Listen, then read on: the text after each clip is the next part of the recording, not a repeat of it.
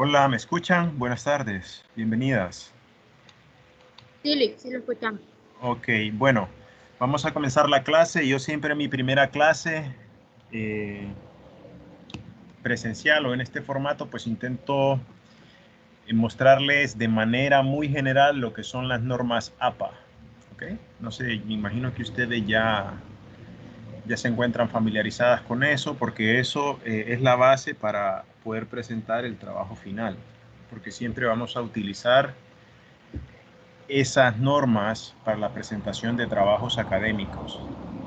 Al menos en nuestras carreras utilizamos las normas APA. Hay otro tipo de normas también para que lo sepan. Entonces voy a enseñarles una presentación y yo luego la voy a subir al campo para que ustedes la bajen y la tengan, ¿verdad? Para que conozcan un poco de dónde viene eso de normas APA que tanto nos hablan,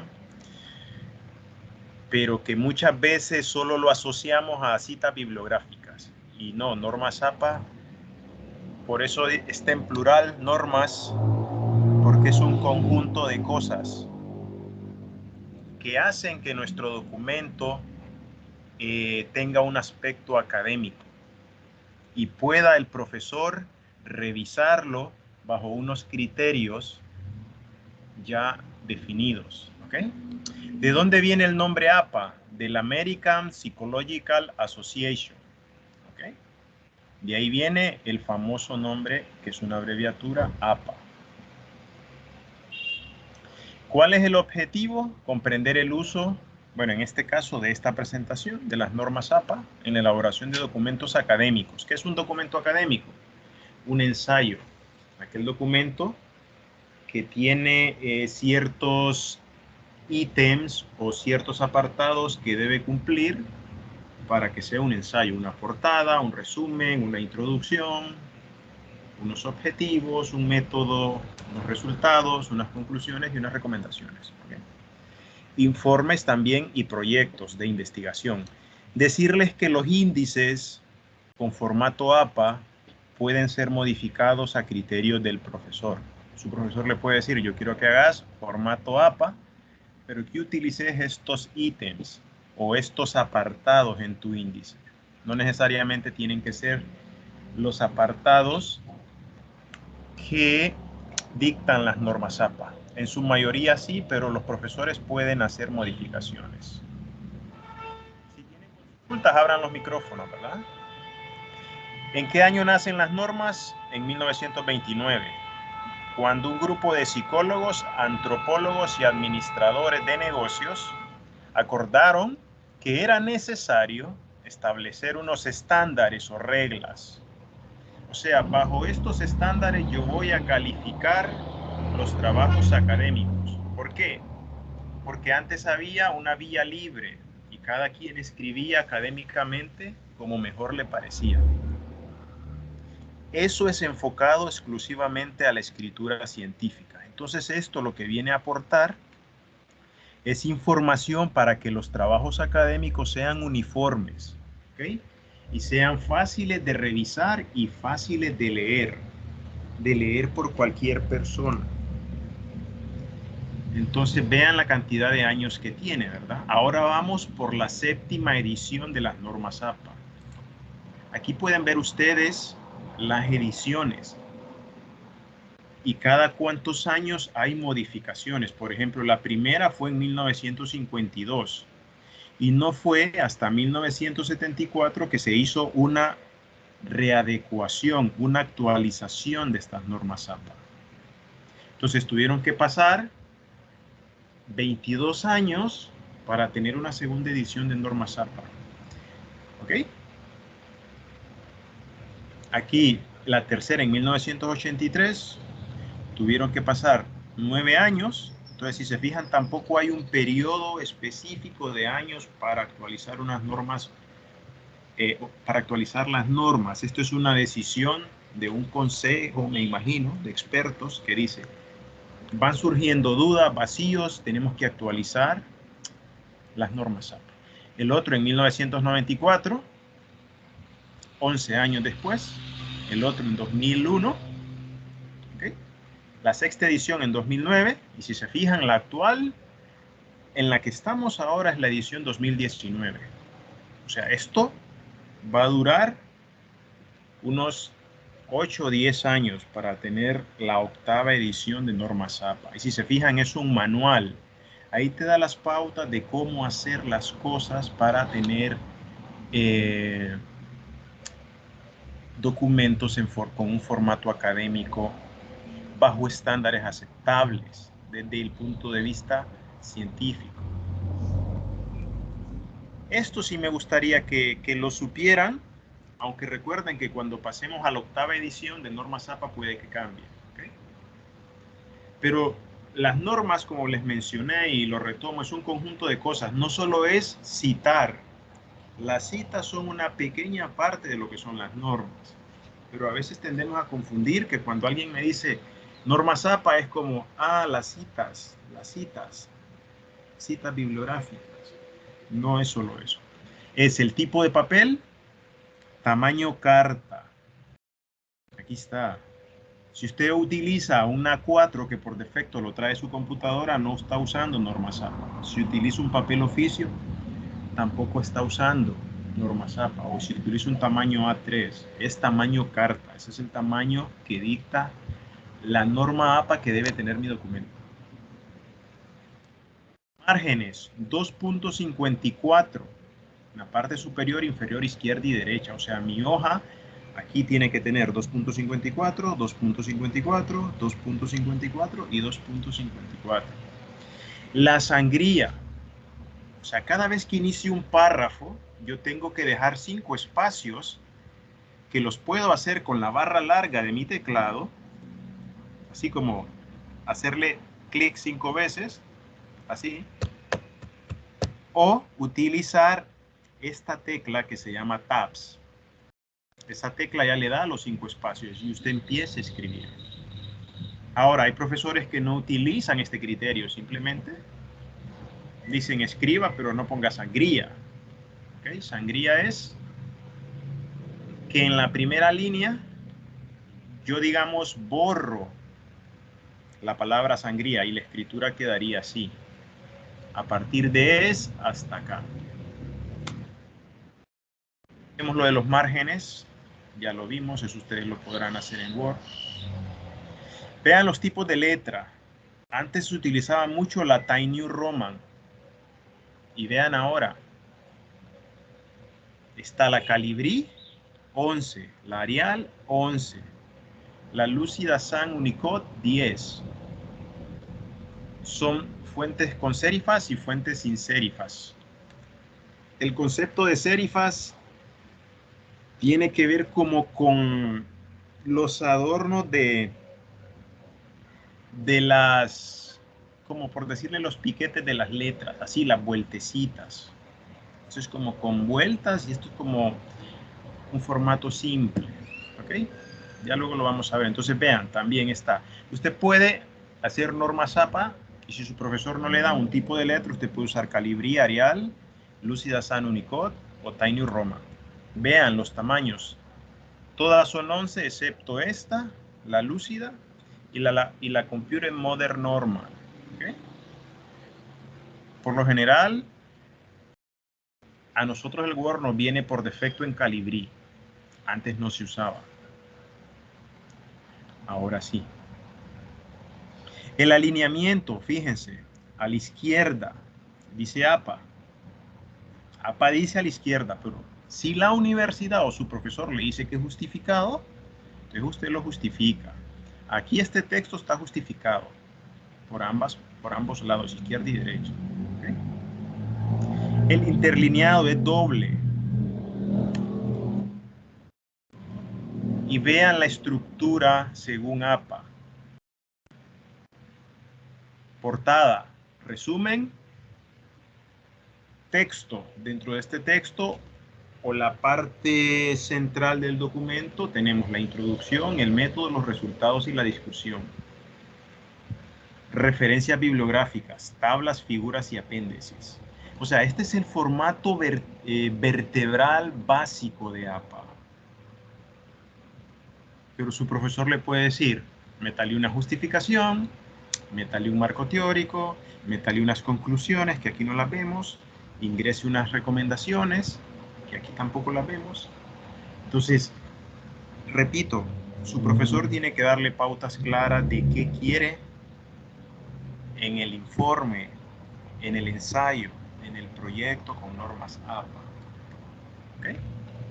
Si él no tiene claridad y simplemente le dice, porque pasa mucho, se los digo porque lo he escuchado de alumnos, que el profesor les pide las normas APA, pero no tiene mucha claridad el profesor en qué son las normas APA. Solo le dice, usa normas APA y ahí te mando un link para que vos busques lo que es eso. Entonces la cosa tampoco debe ser así, ¿verdad? Y aquí les dejo esto, las universidades utilizan normas APA adaptadas y cambian o aceptan cambios en la estructura del documento. Yo sugiero que preguntes a tu profesor, pregunta a tu profesor cómo quiere el trabajo. ¿Okay? Vean la portada de normas APA. O sea, es una portada súper sencilla. Comparen sus portadas con esta portada. Nosotros estamos acostumbrados a ponerle el logo de la UNA acá, el logo del instituto acá, Universidad Nacional Autónoma de Honduras acá, Instituto Tecnológico Superior de Tela acá. Vean, va numerada. Digo, formato APA séptima edición. La portada lleva número. El título. ¿Ok? Va en negrita y con el tamaño de letra que usted haya escogido. Nombre del estudiante. Nombre de la universidad y curso. Nombre del profesor y la fecha. Esa es la portada. Ustedes me pueden decir, pero esa portada no tiene gracia, y les diría yo, sí, estoy totalmente de acuerdo. Eso es una portada pues, simple, pero así son las normas. Buscan ser simples, claras, sin tanta cosa, ¿no? Las personas también que son expertas en presentaciones le dicen a uno, cuando usted haga una presentación, hágala lo más simple posible en PowerPoint, por ejemplo, que es lo más común. No le ande poniendo fondos sofisticados, efectos sofisticados, que las letras dan vuelta y llegan y se ponen, desaparecen, entran, salen. Eso lo único que hace, dicen los expertos, es desviar la atención de las personas que están viendo y escuchándolo cuando usted está dando una disertación. Entonces vean lo que lleva el resumen. Es en una página y solo lleva entre 150 y 250 palabras.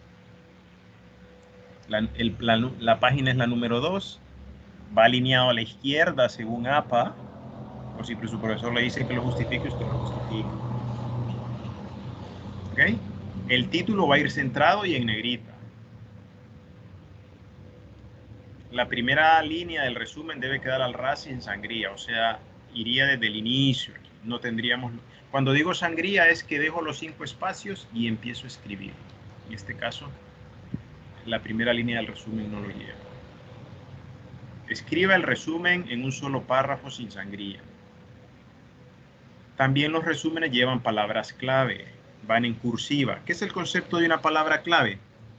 Es una palabra que está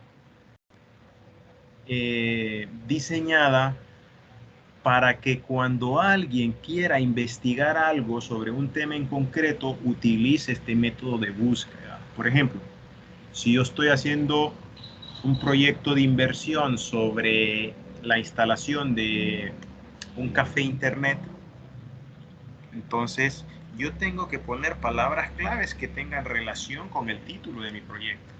Café, internet, podría ser computadoras o cosas así, ¿verdad? O sea, estas palabras me van a ayudar a que mi proyecto sea encontrado cuando alguien lo busque. ¿Cuántas palabras clave lleva el resumen? Normas APA no lo dice, pero pueden ser 3 o 4. ¿Ok? No hay un número aquí. Y así quedaría el resumen. Vean, aquí no hay sangría. No está justificado. El título está centrado. Y vean, aquí en palabra clave sí pusieron sangría. Aquí podemos ver la sangría, ¿ves? De aquí a acá están los 5 espacios. Está en cursiva y en negrita. Y vean cuántas palabras clave hay. 1, 2, 3, 4, 5, 6. ¿Ok? ¿Alguna duda hasta aquí, chicas? Abran el micrófono, por favor. ¿O está todo claro?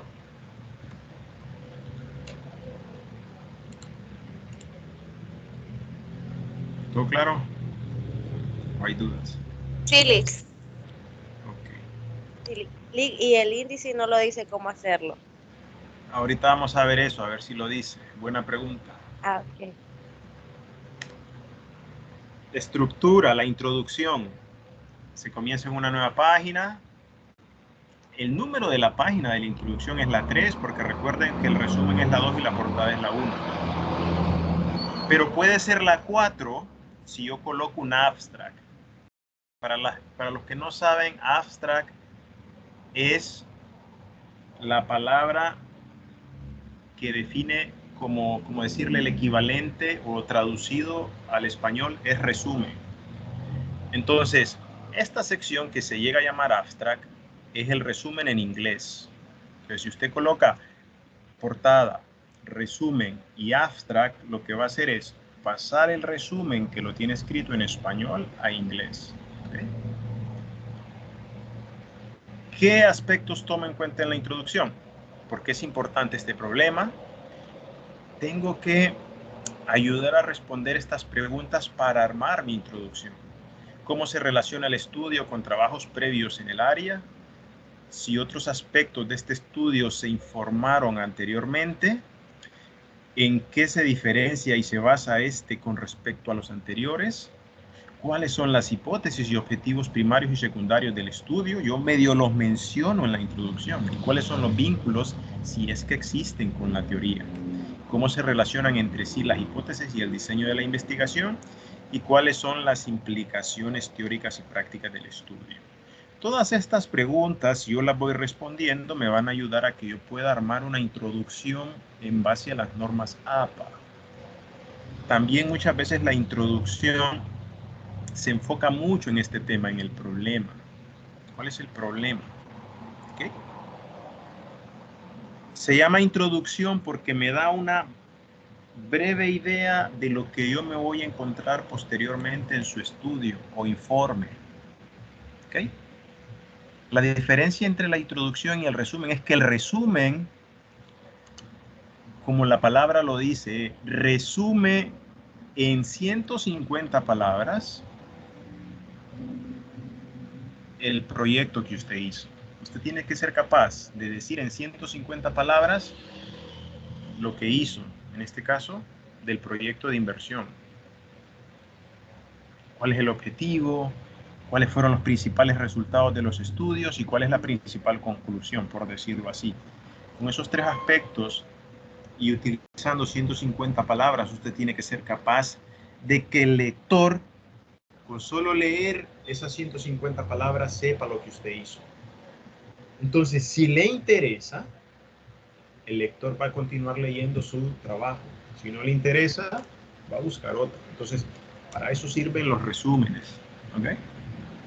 Y aquí vean la introducción, cómo quedaría. Sin justificar y utilizando la sangría al inicio de cada párrafo. Y el título centrado y en negrita. ¿Okay? Entonces, vean el interlineado de 2, se ve bastante espacio o espaciado entre una línea y otra. ¿Okay? Eso le gusta mucho a los estudiantes porque escriben menos al tener el interlineado mayor. Entonces, si su profesor le dice justifíquelo, usted lo justifica. Si su profesor le dice no utilice sangría, usted le quita la sangría. ¿Okay? El método describe lo que nosotros hicimos. Y aquí sí me gustaría que aprendieran que cuando uno redacta el método o la metodología, tiene que tener en cuenta y claro dos cosas. Cuando usted redacta el planteamiento del proyecto al inicio, cuando no ha hecho nada de la investigación o del proyecto o del ensayo, usted redacta el método a futuro. O sea, usted redacta. Se diseñará un cuestionario con preguntas abiertas y cerradas. Se calculará, escuchen bien, calculará, estoy hablando en futuro, el tamaño de la muestra, utilizando un error de muestreo del 5% y un nivel de confianza del 97%. Se aplicarán, otra vez el futuro, encuestas en el barrio Lempira a los jóvenes entre los 16 y 20 años. ¿Okay? Se tabulará la información en Excel. Todo está en futuro, pero eso es cuando yo planteo la idea del proyecto al inicio. Ahora, cuando yo al final redacto el método, yo redacto toda esa parte en pasado. Se calculó el tamaño de la muestra. Se aplicaron 120 encuestas. Se tabularon los datos en Microsoft Excel y se generaron los gráficos para su análisis. Entonces me gustaría que se quedaran también con eso, porque muchas veces cometemos el error de escribir el método al final y lo escribimos en futuro. Siempre si yo lo escribo el método al final, lo escribo en pasado, pero cuando yo redacto el método al inicio, usted siempre que vaya a hacer una investigación, al inicio va a tener que tener una idea de proyecto, donde plantea objetivos, lo primordial, objetivos, tema, objetivos, método, marco teórico, por ejemplo. Entonces, ese método del inicio lo redacto en futuro, pero cuando ya presento el informe final de mi trabajo, lo redacto en pasado, ¿ok? Eso que les quede claro. Entonces, el método son los pasos que yo sigo para desarrollar el estudio. Son pasos sistemáticos. Paso 1, tal cosa. Paso 2, tal cosa. Paso 3, tal cosa. Paso 4, tal cosa. No me puedo saltar del paso 1 al paso 5, porque no estoy siguiendo el criterio sistemático del método. Eso también tengámoslo claro. El método lleva un orden. Muchas veces algunos investigadores o estudiantes definen el método en fases o etapas. Y las más comunes son etapa de oficina y etapa de campo. En oficina diseño el proyecto. En campo aplico un instrumento cualitativo o cuantitativo y luego vuelvo a la oficina a analizar ese instrumento. Entonces, para que tengan también en cuenta eso. Los resultados lo que hace es mostrar la información que yo obtuve en campo. ¿Cómo la muestro? Pues puedo hacer análisis estadísticos complejos, con análisis de varianzas, por ejemplo. Puedo hacer una estadística básica donde solo hable de promedio, media, moda. Puedo hacer tablas de frecuencia, puedo hacer gráficos. Y luego tengo que analizar e interpretar esos resultados. ¿Okay? Entonces yo primero los presento y luego en la sección de discusión yo discuto los resultados más relevantes que yo obtuve. ¿Okay? Ahora, ¿con quién los discuto o con qué? Con otros estudios similares que se hicieron en Honduras, en Tela, en cualquier departamento, en cualquier región de Centroamérica, en Latinoamérica, en Europa. ¿Okay?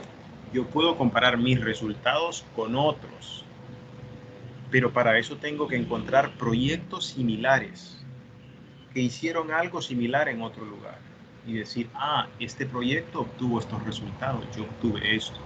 Esa es la riqueza de la discusión. ¿Okay?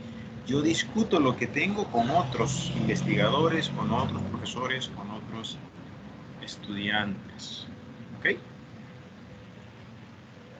Vean esta última línea. No escondas resultados que te parecen incómodos. Eso es bien importante que también lo tengan claros. A veces cuando hacemos trabajos, proyectos o investigaciones, y no obtenemos los resultados que esperábamos. Por ejemplo, imagínense que queremos montar ese café internet y la gente nos dice que no tiene, que no tiene interés porque todos en casa tienen internet de cualquier compañía y que ¿para qué van a ir a un café internet? Y tienen razón. Esa riqueza que yo la investigué con un trabajo de campo aplicando un instrumento, yo la tengo que dar a conocer. ¿Para qué? Para que personas que puedan leer este proyecto digan, bueno, no tiene sentido que yo vaya a plantear esto si ya la gente ha dicho que no. Me ahorro tiempo, me ahorro dinero y genero otra idea. Por eso es bueno no esconder resultados incómodos, o yo le llamaría resultados que, entre comillas, son malos y que pensamos que nos pueden perjudicar. Ningún resultado, desde mi criterio y por lo que he aprendido, es malo. Siempre aporta conocimiento a la ciencia. Siempre.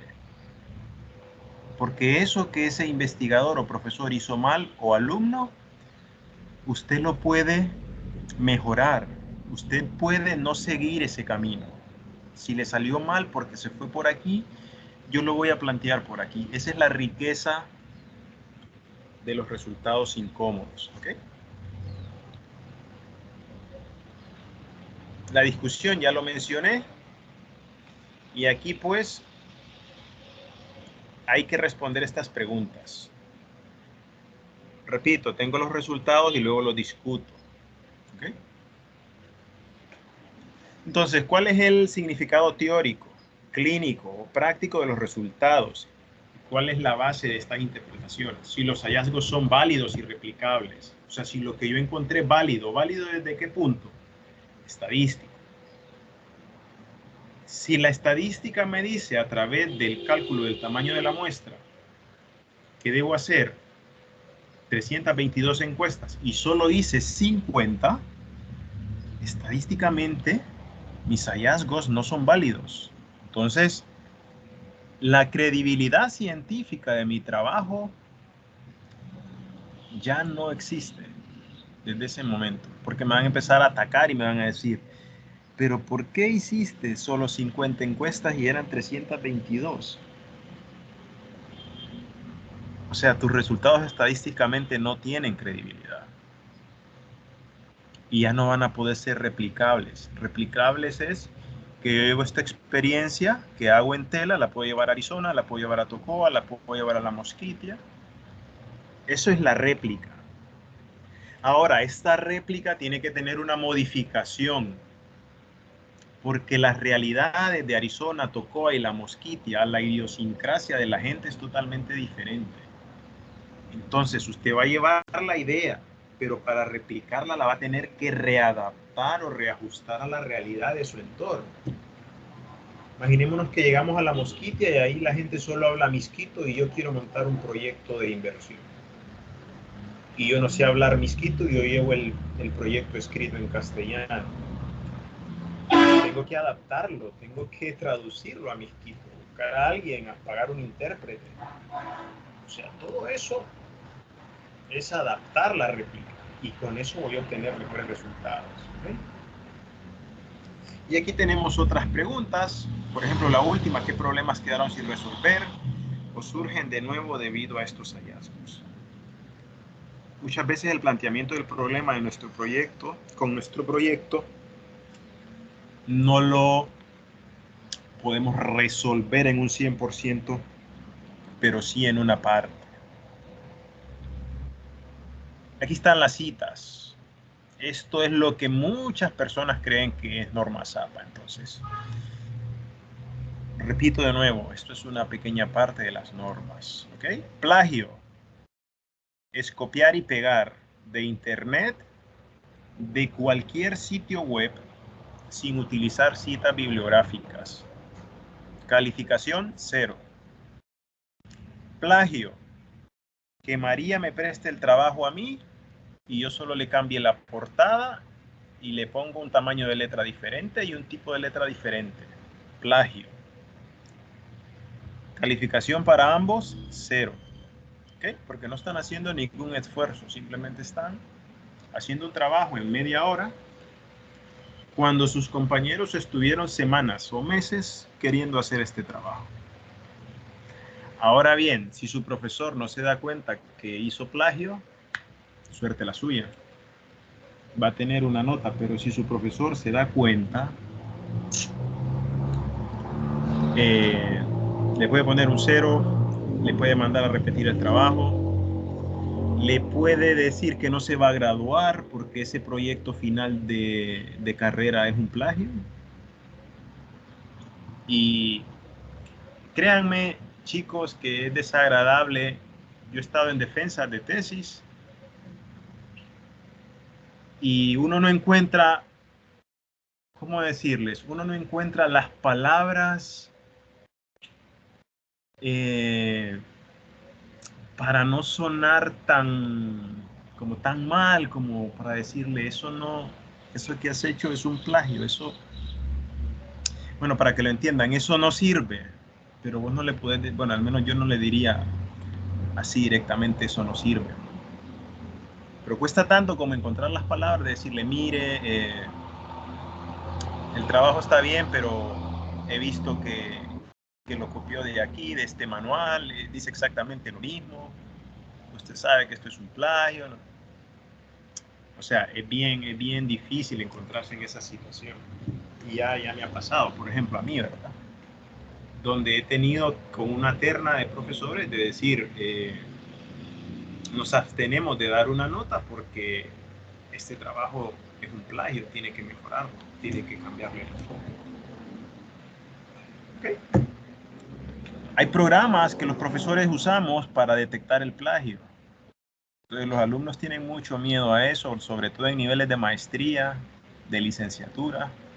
Hay uno súper famoso que se llama Turnitin, donde el estudiante tiene un pánico porque el profesor lo que hace es copiar y pegar lo que el estudiante investigó y lo mete a Turnitin y ahí le dice, el 70% de este texto está plagiado y está plagiado de tales y tales páginas.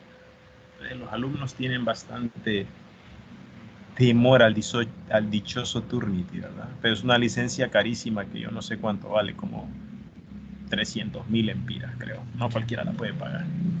Ok, citas textuales. Son citas directas. Mucho se utilizan conceptos. Yo quiero definir qué es un proyecto de inversión. Entonces yo puedo usar una cita textual. Y la hago utilizando comillas. Comillas al inicio. Describo.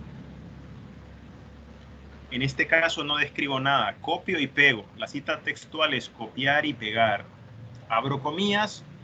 Copio y pego el concepto. Cierro comillas y hago la cita. ¿Okay? La cita parafraseada. Si yo quiero parafrasear el concepto de proyecto de inversión, yo lo que hago es, para que lo entendamos fácil, copiar y pegar ese concepto en Word. Yo luego se lo voy a enseñar para que ustedes lo practiquen también.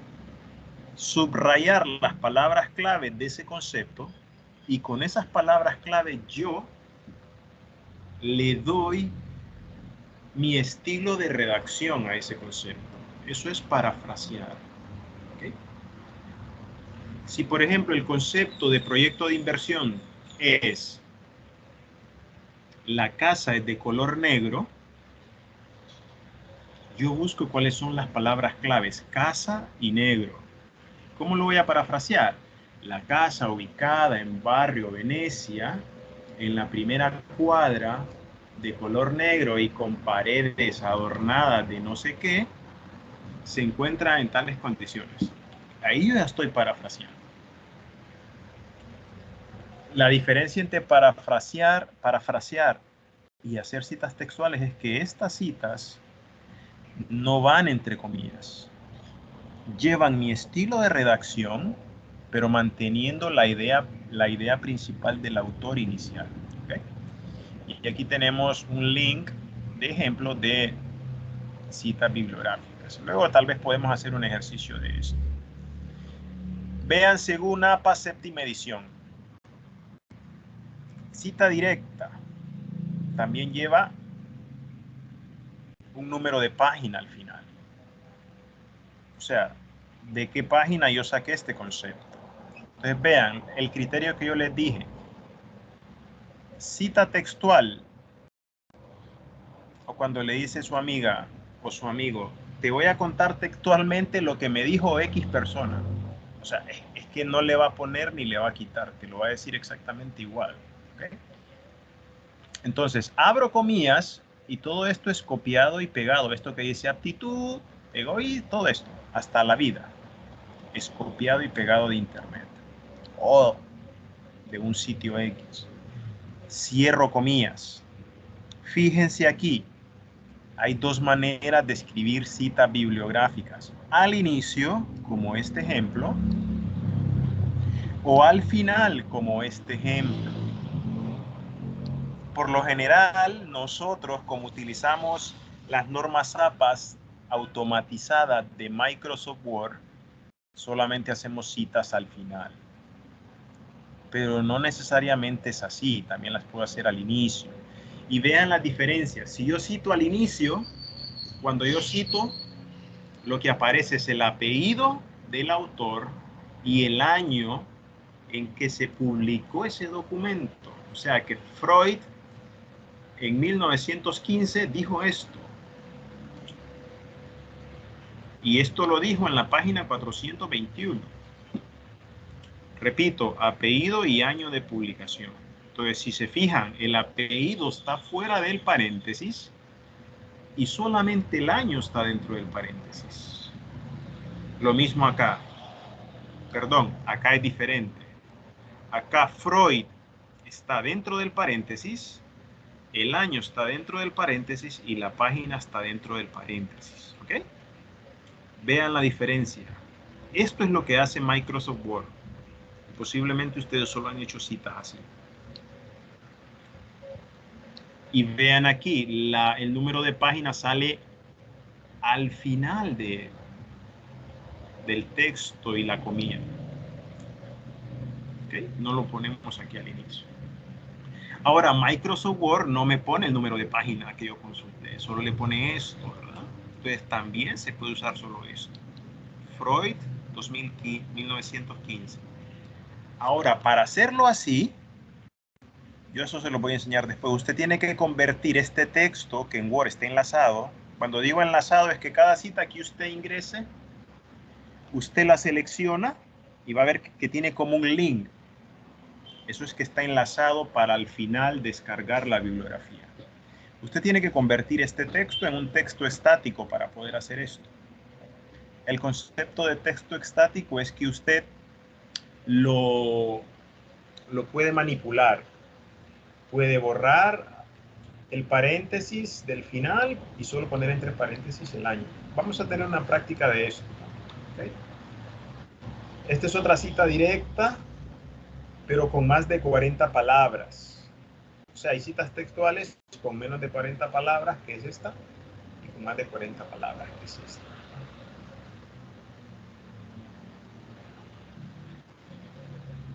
Y si se fijan, cuando la cita ya lleva más de 40 palabras, fíjense bien, no hay comillas.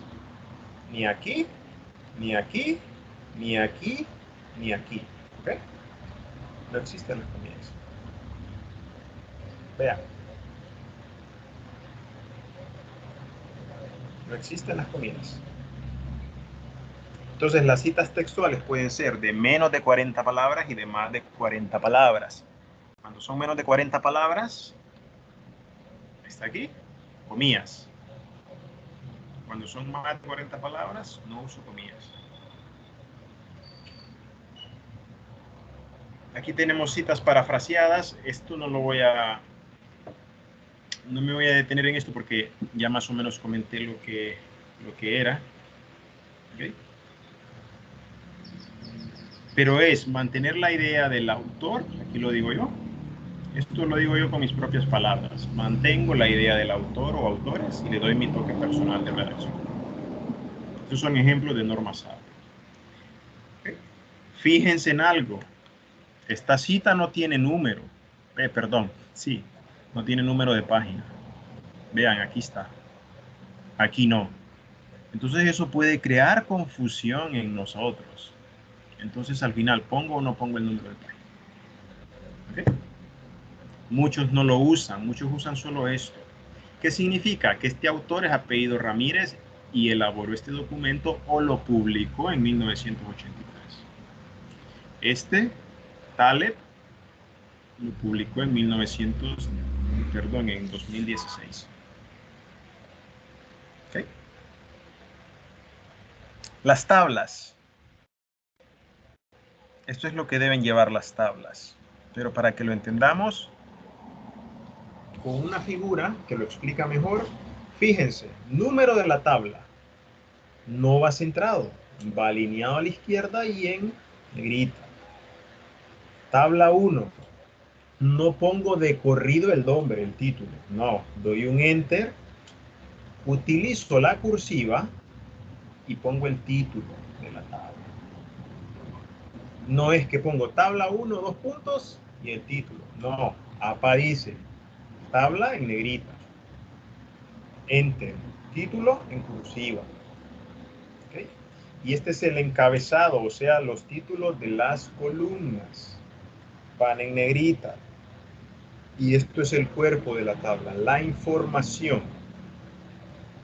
Y la tabla puede llevar una nota también. Estos son los criterios de las tablas. Fíjense, tabla 1. Si mi documento tiene 5 tablas, yo tengo que tener tabla 1, tabla 2 hasta la 5. Enumerados de manera correlativa, o sea, la primera tabla que aparezca en mi documento tiene que ser la 1. Y si hay una después, 3 hojas después, tiene que ser la 2, no la 4. Tengo que llevar una secuencia numérica. Vean las figuras. Se lo voy a explicar también, valga la redundancia, con una figura. Título de la figura. Norma Zapa, sexta edición, decía que antes era FIG. Repito, FIG.1. Ahora es figura 1. En negrita, alineado a la izquierda. Enter. Título del gráfico. Bueno, perdón, de la figura. En cursiva. Chicos, una foto, un gráfico, un mapa, un croquis, una imagen de satélite, todo en Norma Zapa va bajo el nombre de figura. Todo eso. Figura 1, figura 2. No importa si es una foto, si es un mapa, si es un gráfico.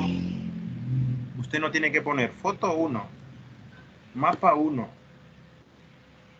gráfico 1, imagínese. Por eso son normas estándares, porque todo está aglutinado bajo el título de figura. Entonces tenemos como tercer punto la imagen y como cuarto punto la nota.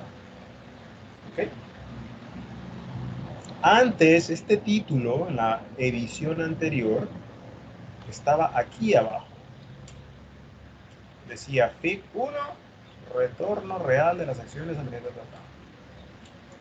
Y los apéndices son información que es importante para el proyecto, pero que no es relevante que aparezca en los apartados principales.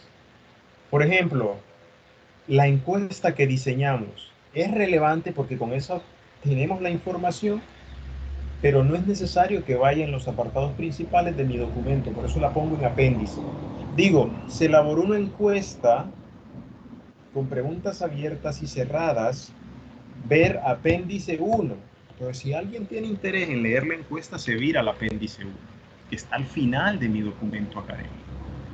Pero no voy a poner, se elaboró una encuesta y se describe a continuación y pego la encuesta en el método. No.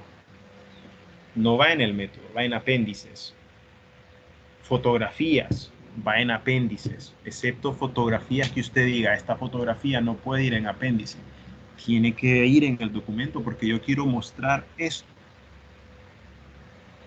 Entonces, Eso es lo relevante. ¿Qué es relevante o no para poner en apéndice? Y los apéndices van con las letras del abecedario A, B, etcétera. Estos son los títulos y subtítulos. No voy a entrar en esto. Además ya me llegó la hora. El nivel 1, luego lo veremos. Nivel 2, nivel 3 es como para hacer un índice automatizado. Y a la compañera le voy a responder que según normas APA, séptima edición, pues no hay un índice, si usted se fija. No hay algo que diga aquí índice, introducción, página tal, página tal, pero uno lo puede hacer de manera automatizada. Yo luego les puedo enseñar cómo se hace si no lo saben. La clase termina aquí. ¿Tienen alguna consulta? ¿Les gustaría hacer como una práctica sobre cómo aplicar las normas en la siguiente clase práctica o prefieren hacerlo por su cuenta? Hola. Lick, buenas tardes. Una consulta. Ya la próxima clase va a ser presencial, ¿verdad? No lo sé todavía, buena pregunta. Tengo que ver si el laboratorio tiene las condiciones para que vayamos. Si no, no, seguiremos por aquí. O sea, el laboratorio tienen que funcionar las máquinas, tiene que funcionar el internet, la electricidad. Si no, no vamos a ir a la universidad porque a nada vamos a ir. Mejor lo hacemos por aquí. Entonces, si la universidad no me responde, yo voy a enviar un correo y si no, seguiremos por aquí. Más consultas. Evelyn, Eva, AXA.